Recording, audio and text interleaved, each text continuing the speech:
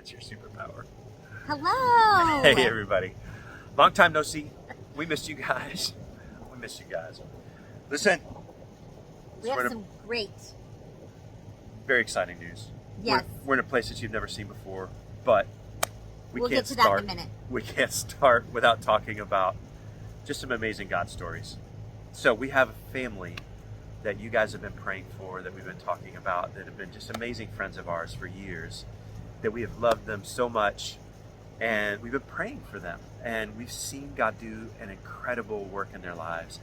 When we met them, they would have called themselves atheist agnostics, but then over the years, God would put different people in their lives, and we watched as year by year, month by month, there was transformation.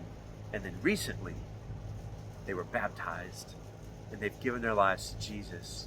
So the Lucido family that you all have been praying for are now believers, and their two sons, so Anthony and Nicole Lucido just recently were baptized, and then Leo and Carter are soon to be baptized. That's their two sons.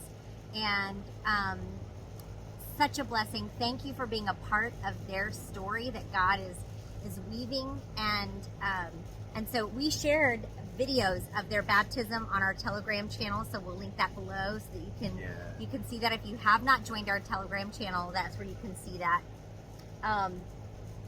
So huge blessing. And Well, I want to tag on to that we've seen, if you look around at what's going on in our country right now, God is obviously doing some pretty tremendous things. We have heard, and I'm sure that you have, if you're looking for it, that you've seen stories of God just knocking people's socks off, doing amazing work, taking terrible things and making them incredible. That the things that Satan meant for evil, he has meant for good. And we've seen it over and over through history, through scripture, and now we have this blessing of seeing it in front of our very eyes, the transformation that comes and the kinds of things that God's doing. So anyway, continue to pray. Let's continue to seek out the work that God is doing around us, and let's continue to celebrate as he makes all things new and just brings about amazing transformation in front of us. Yes, and don't forget that the seeds that you're planting in others' lives may take years to come to fruition. Yeah. And the more that you are sowing, when you're sowing Jesus, you will reap Jesus. Yeah. So, and that's a good segue into exactly where we are today. We are at our garden plot. If you've been on our Telegram channel, you've been seeing some posts about us working in a garden plot. No, this isn't technically our own garden. We are at the Canyon. It is kind of. Yeah. We're at the Canyon Lake Community Garden, and we had the privilege of being blessed with a scholarship to use this amazing, 4 feet by 40. 40 feet. We'll kind of pan and show you a little bit of it, but just behind us here, it's a large garden plot, and we are so excited. This was an abandoned community garden for about 2.5 years, and they just reopened it not too long ago. And we are getting to form some amazing relationships here at the community garden. People who are believers alongside us, as well as people who are seeking Jesus. And what a great way to plant seeds in others' lives than through gardening. You're planting seeds. And I feel like this, you guys know that we've been praying about our vision and our dream of being able to homestead at some point. I feel like God is showing us a place where we can test out some of our skills. Yeah. And make some mistakes along the way, preparing us for when he does have us on our own land and sharing in the abundance that he's given us. Do you want to share about some of the things that we've been doing over the last few months with this garden plot? So when we got it, it was just a big dirt plot, and we have gone through the entire process with some amazing ladies that have just kind of walked us through the process.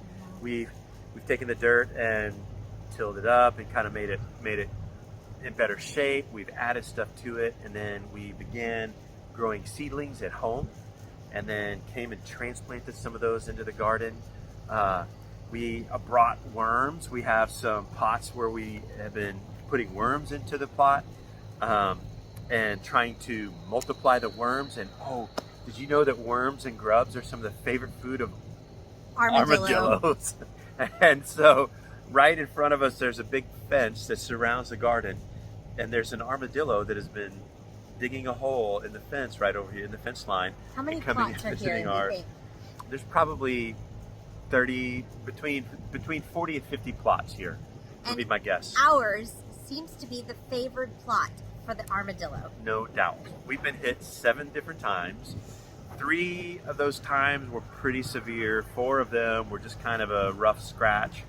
But we just would come in the morning and just see where the armadillo had just basically gone up and down the rows of all of our poor seedlings and plants and dug things up. It's been remarkable. Yeah. We're working hard to see the armadillos as a blessing because they eat the grubs, which are not good for the plants.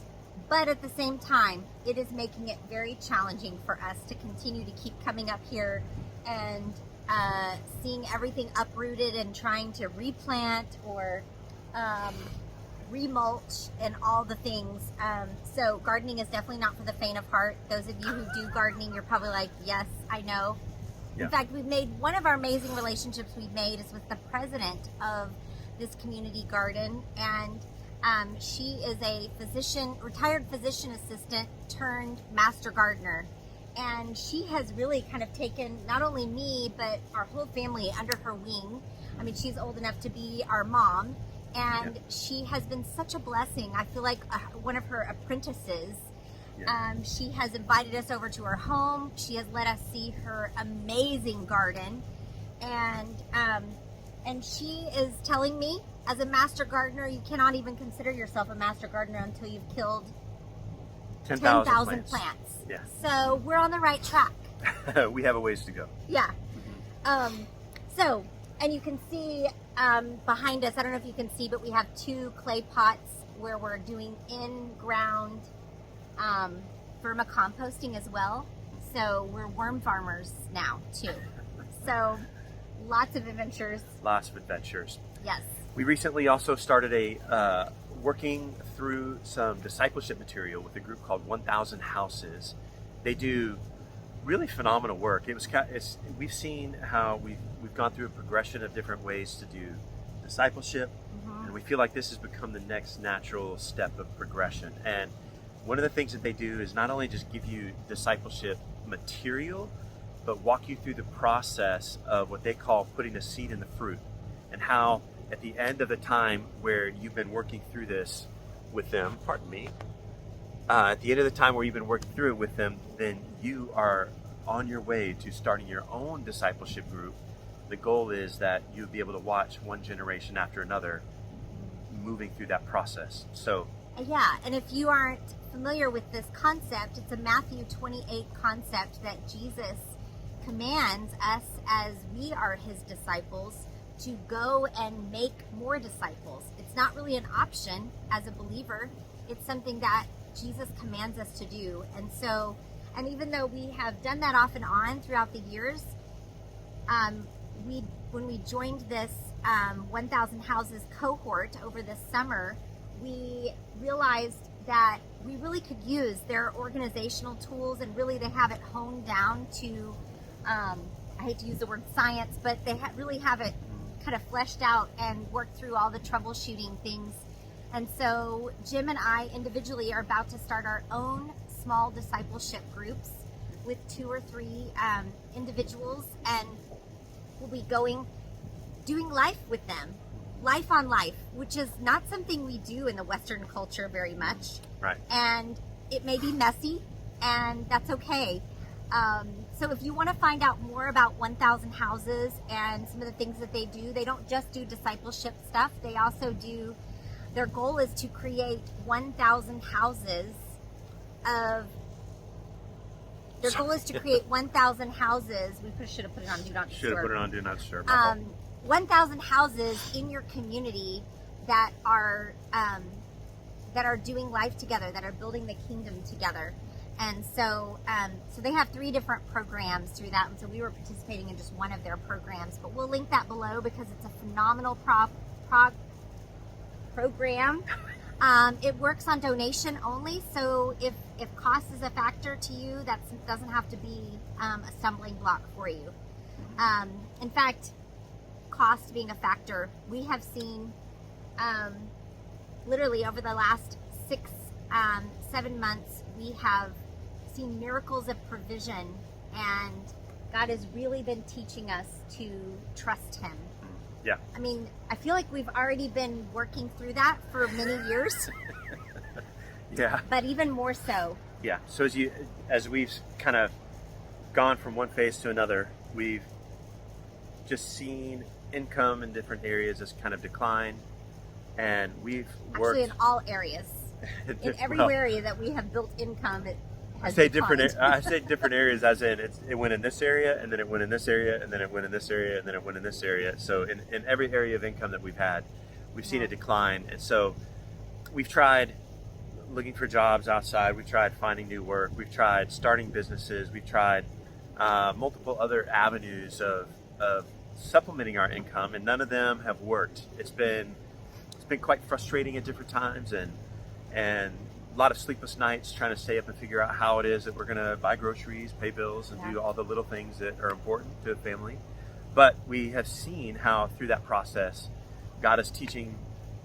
One of the things He's been working specifically with me about is the idea of not moving forward an idea of fear, not making decisions based on fear, but what it means to truly live in faith that God is a God of abundance and provision, that when He calls you His child, He means it, and that He will take care of you. And then we have seen how God has moved through many different circumstances in many different ways to provide for things, whether it be groceries, whether it be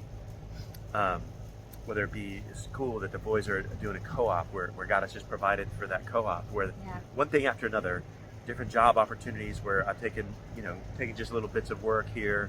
We've done events here.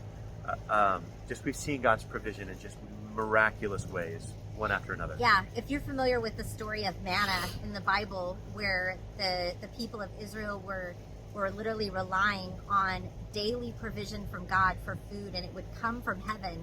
That's literally where we've been for at least the last 5 or 6 months. Many days, literally just wondering where our food, literal food, is going to come from, and where the provision will come from with that. And if you've never been in a place like that, it is challenging, yes, but at the same time, there is beauty in it when you have done all of the things that you know to do, and you have been obedient to God, and you trust Him. And God's word says that you have never seen the righteous forsaken, nor begging for bread.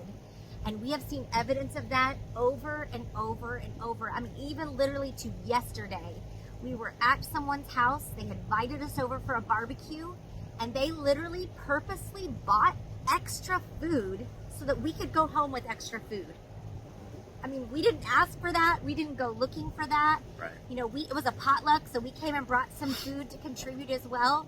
But yet we came home with multiple meals for our family for the week. So, so I think to Jim's point is, when is the last time you made a decision not based on fear, but based on trusting God and what He's called you or told you to do? It's a big step. It's a deepening in your faith that maybe you haven't seen before. We had not. Yeah? Yeah, not in the same way, for sure. And speaking of our Homeschool Co-op that we started doing last year with the boys, that it's called Bulverde United, and it's what the boys started last year, just for middle school and high school age students. There's over 200 families a part of it in this tiny little town. Not here in Canyon Lake, but in a tiny little town where you would think there would not be a need, but it is obviously a need. Yeah. And it has been such a blessing to our boys. And they wanted to take more classes this year, which more classes means more funds. and you have to prepare ahead of time when you sign up for this co-op. And we really believed that God had told us to do it. And so we signed the boys up in faith even though we didn't at the time have the funds for that, and we prayed that God would provide. And as the time came, as Jim had been looking for additional work and I had been doing things to build our 3 Life Essentials business, and everything was still dwindling, we were honest with them and told them we don't have the funds to pay this down payment. And those of you guys know, it's like a 1 day a week co-op where they go and take classes, and then the rest of the week I'm working with them or Jim's working with them. And they told us, no problem, pray about it and keep working toward it, and you can pay. They gave us kind of like a free pass for the first month. We thought that was such a blessing, and we continued to work our tails off and pray for provision and ask God to provide different avenues of income, and we continued to see our income dwindle.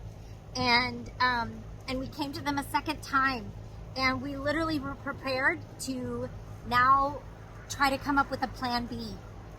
And they came to us again, and they extended grace again. And that had to come from 5 different tutors, 5 or 6 different tutors who said, you know what? Let your boys continue to come, and you pay when you can. And that was such a blessing to our family. So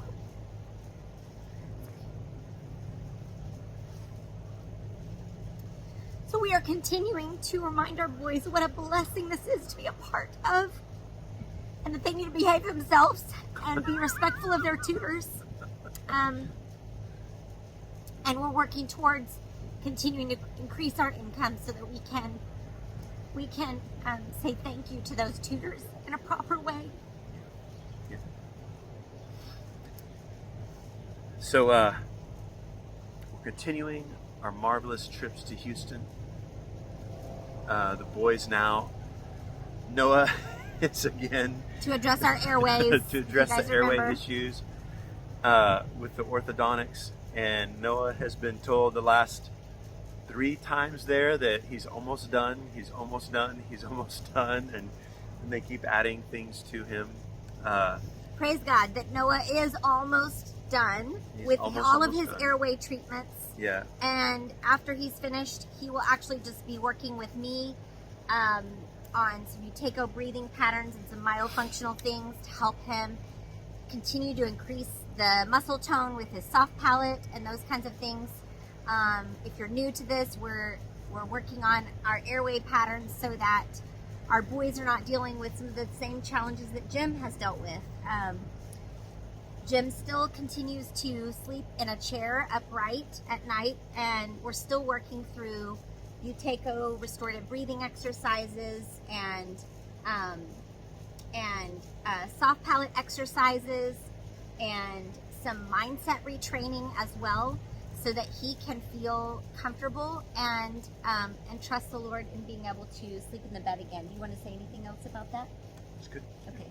Covered it. One of the avenues that we used for increasing our income is a sleep series that I did over the summer. It was 7 weeks about sleep, various topics about that. And so we'll link that below. If you are someone that has some challenges with sleep, we cover everything from airway issues regarding sleep, snoring, sleep apnea. We do have one specifically on kids. We talk about leveling up your sleep habits, even with essential oils. So pick a topic that interests you, and so we'll link that below as well. So we, as you know, Texas, it gets a bit warm. And one of the best parts of the place that we're staying, besides the fact that the laundry is included, which is huge, is that there's a pool right there. And so our boys have been able to go anytime they want to, within reason. We've allowed them, we've been able to go and hang out at the pool. We have friends that have come and played, and it's been just an amazing blessing and opportunity for them to go to splash, to stay cool. And if you're a parent, you know that being in the pool is one of the best ways to get the energy out of your kids, especially when they have some friends that are wrestling and playing chicken with them.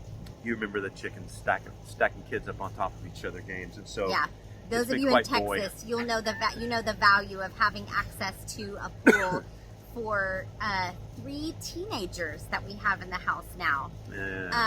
Speaking of, I'll just jump to this was a big birthday year for us. Those of you who know, all 3 of our boys have birthdays within a week. They're all in the same week. Well, obviously the twins are in the same week. That's the same day, but but all in the same week. So we usually celebrate together, and all 3 of them had big birthdays. Noah turned 16 a few weeks ago, and the twins turned 13.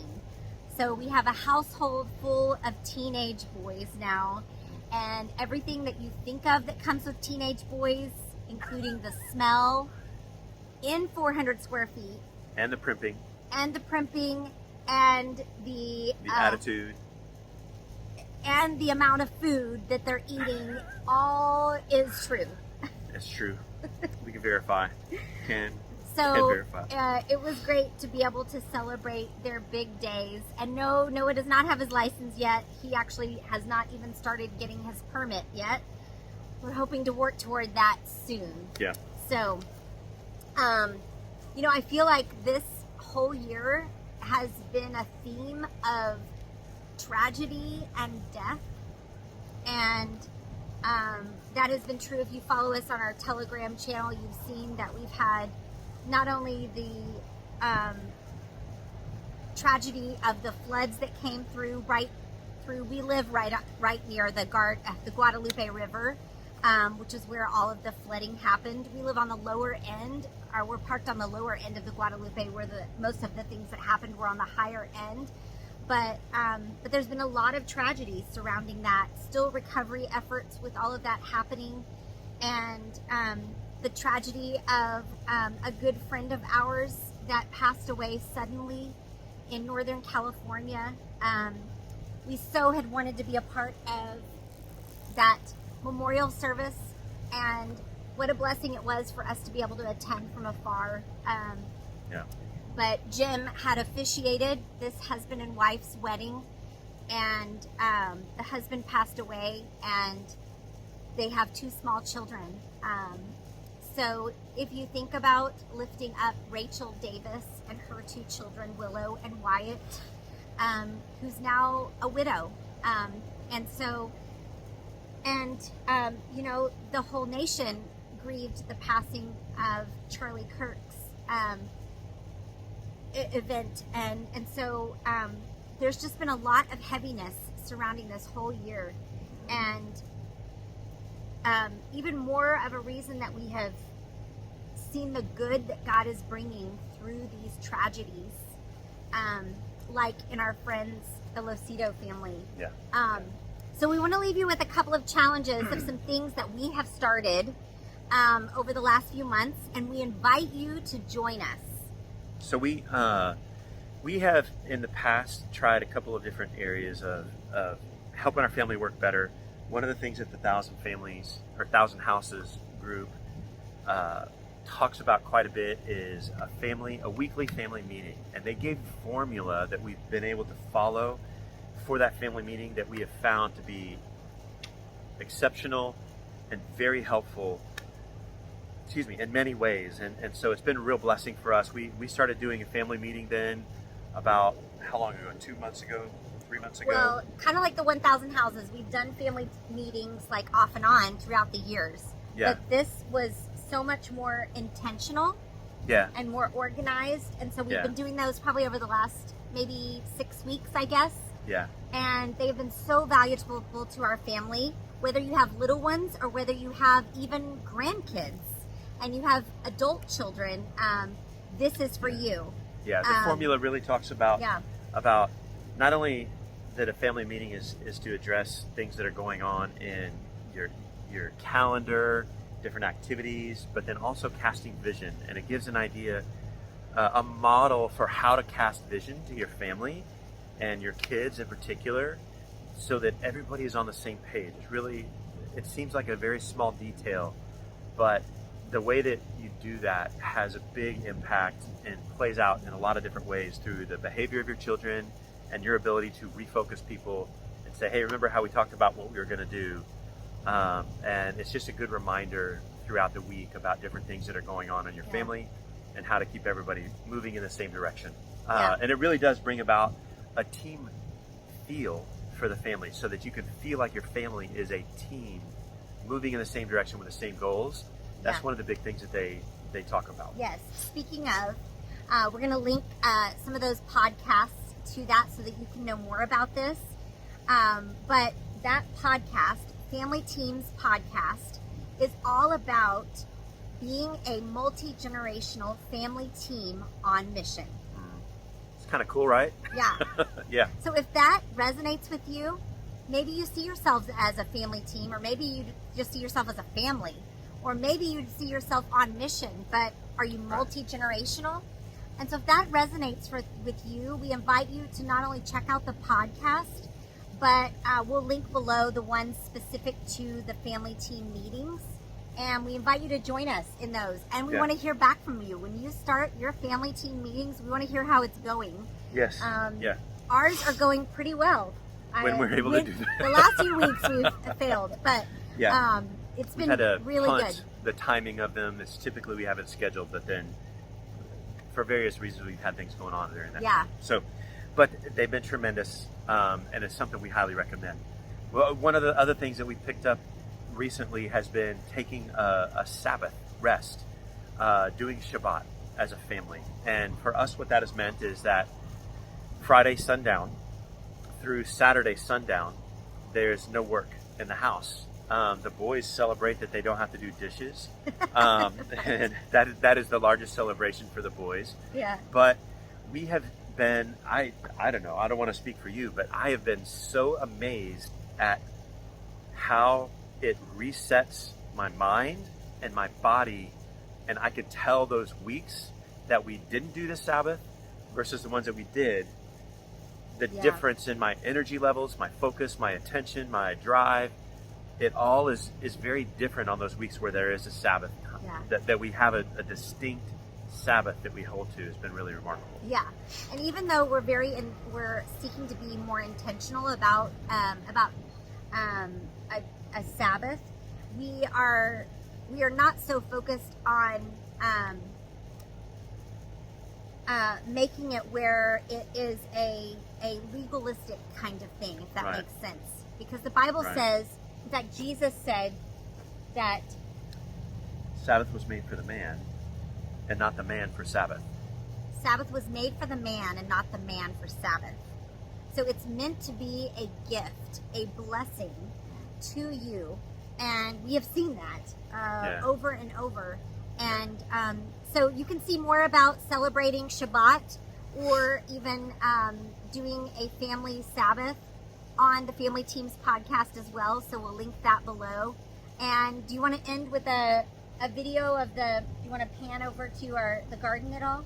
Yeah, how about we'll try to tie one in. And let's just do a walk. Let's do a walk real fast. All right, so here's a walkthrough. Here's our garden bed in its fullest. Here you can see there's more up there and there's more over here. Say bye, Jim. So I'll show you, we've got cabbage right here. We've got lettuce and spinach here. Almost all of these are specific to Comal County, the species that does really well. Here's some marigolds here to help with pests. And we've got some sage, and these two are, what are those? I'm not sure, kale. And then we've got broccoli here. Our rainbow chard is not doing so great. I'm hoping it's going to get better here. We've got pumpkin there and some marigold. This big blank spot here was watermelons and flowers. Those have gotten destroyed by the armadillo. We've got some more flowers here that got destroyed by the armadillo. We've got lots of good horse manure on here and mulch. Here's one more pumpkin, and these are winter squash that seem to be surviving the armadillo attacks. I'm not too sure about our radish. I think we've got radish even under there too. Yep. And we've got carrots that I'm not sure if they've been destroyed by the armadillo or not, because we haven't seen any evidence of them, as well as the beets, which are blank. Not sure. This is our one all of those down there are transplants, and then we got one marigold given to us as a transplant. All the rest of them we've planted. Most of this we have planted via seeds.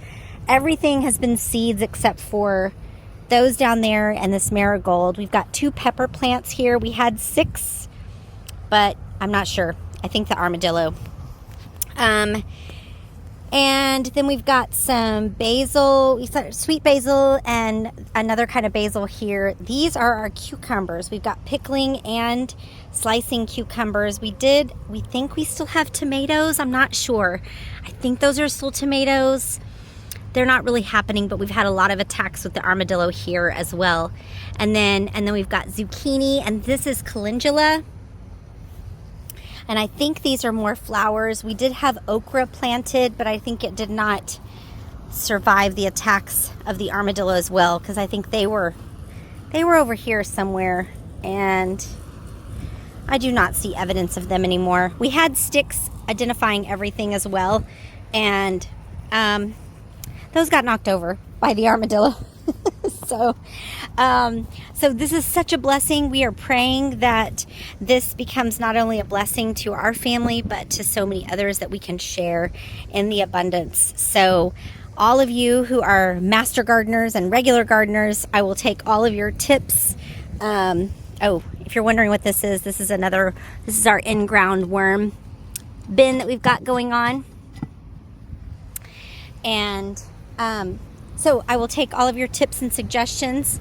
I'm wanting to learn how to use my doTERRA oils in the gardening process as well, because I have not done that yet. So yes, looking forward to it.